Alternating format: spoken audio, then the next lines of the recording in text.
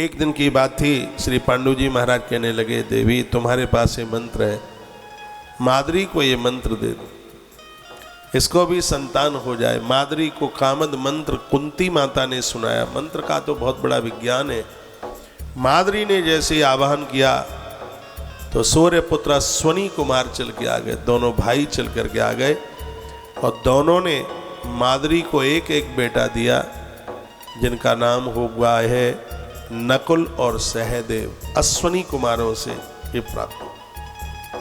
One में ही थे, one में रह रहे थे सब। गद्दी पर धृतराष्ट्र को बैठा करके राजा कुछ समय के लिए महापुरुषों का संग पाने के लिए गंगा के किनारे वन में प्रस्थान किया था। एक दिन मैया कुछ पूजा के लिए पुष्प फूल लेने को गई थी कुंती माता। माद्री उस समय कुटिया में थी और यह राजा को पता था कि साधु का श्राप मिला है, यदि तुमने स्त्री संग किया तो तुम्हारी खोपड़ी के टुकड़े टुकड़े हो जाए। और राजा नहीं माना। माद्री ने बहुत मना किया, राजा तुम्हें श्राप लगा है, मान जाओ। वो नहीं माने और जैसे ही उन्होंने माद्री को स्पर्श किया, छुआ, तो संत का श्राप था। उसी समय राजा की मृत्यु हो गई। माता कुंती आई, राजा मरे हुए पड़े हुए थे। हाहाकार मच गया वन में। ऋषि लोग दौड़ दौड़ करके आए, बच्चे अभी बिल्कुल छोटे थे। गंगा के किनारे पर राजा का अंतिम संस्कार हुआ। बहुत दिनों के तत्पश्चात यह सूचना धृतराष्ट्र को प्राप्त हुई। धृतराष्ट्र ने बड़ा शोक मनाया। हस्तिनापुर में बड़ा दुख था। शकुनी को बड़ी खुशी हुई कि अब तो हमारे जीजू हमेशा हमेशा के लिए राजा बने ही जाएंगे। वो तो खुश हो रहा था, वो तो बड़ा खुश हो रहा था, बहुत भारी प्रसन्न हो रहा था। समय चलता रहा और अब ये मैं कथा करूँगा बिल्कुल संक्षेप में। बालकों को माता कुंती ने बड़े कष्टों के साथ में पाला और इतने कष्ट सहे। दुर्योधन इतनी घृणा करता था। माता कुंती अपने बच्चों को लेकर के हस्तिनापुर लेकर के आई। भारी विरोध हुआ। यहाँ तक के कहने लगे लोग, इसका पति ही मर गया तो बच्चे कहाँ से आ गए। उस नारी के सामने इतनी बड़ी मुसीबतें, इतना बड़ा अपमान।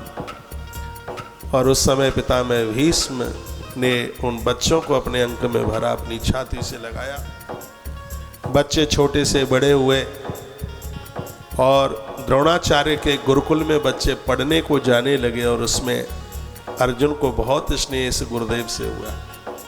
और एक दिन गुरु द्रोणाचार्य ने कह दिया, इस मृत्यु लोक में मेरे अर्जुन के समान कोई दूसरा धनुर्धर नहीं होगा।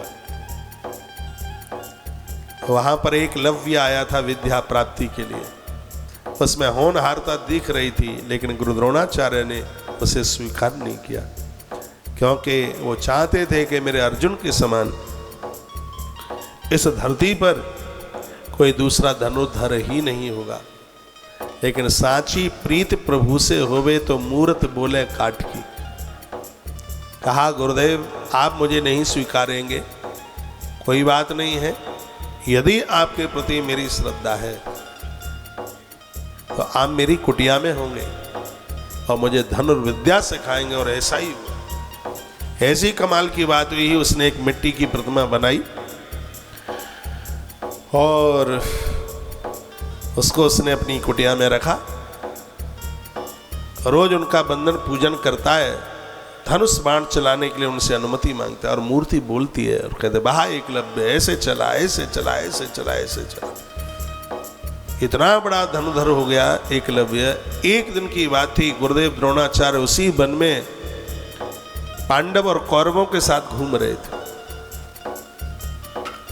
इतने में उनके संग वो स्वान चल रहा था, पुत्रा भी साथ चल रहा था। वह भौंक रहा था और इधर ये धनुर्विद्या सीख रहा था।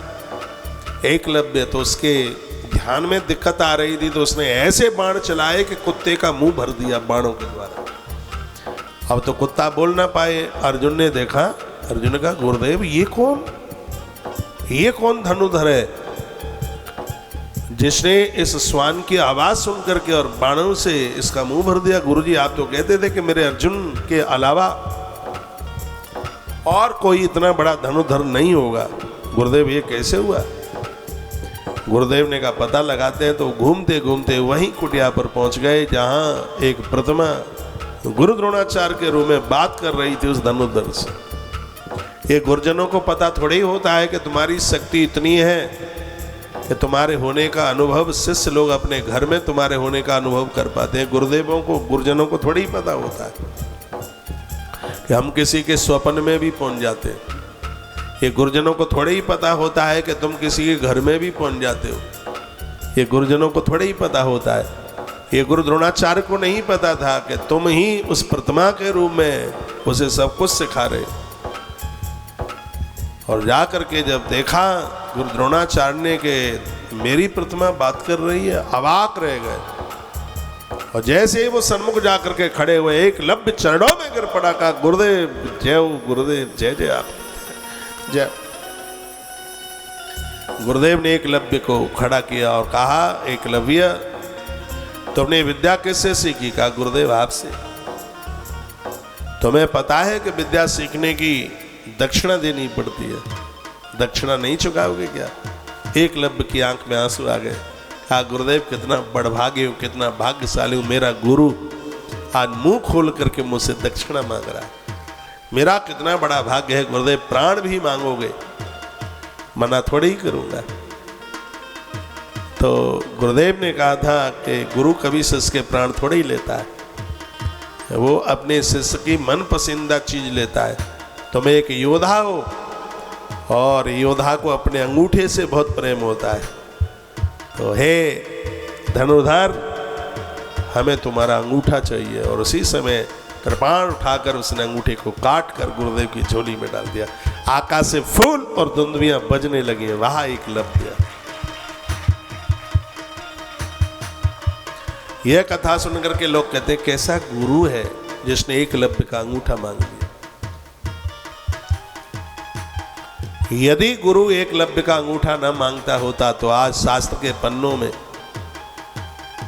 एकलव्य का नाम ही नहीं छपता। आज गुरुदेव ने कहा बेटा जब भी किसी शिष्य परंपरा की बात कही जाएगी उसमें तेरा नाम आएगा। धन्य है वीर, तेरी वीरता के लिए लोग झुकते रहेंगे। अंगूठा मांगा, गुरुदेव आशीर्वाद में उस अंगूठे को देके भी तो चले गए। एकलव्य को अंगूठा दे करके चले गए। तो ऐसी है अद्भुत जो कथाएं, बड़ी दिव्य हैं, बहुत प्रभावित करने वाली ये कथा।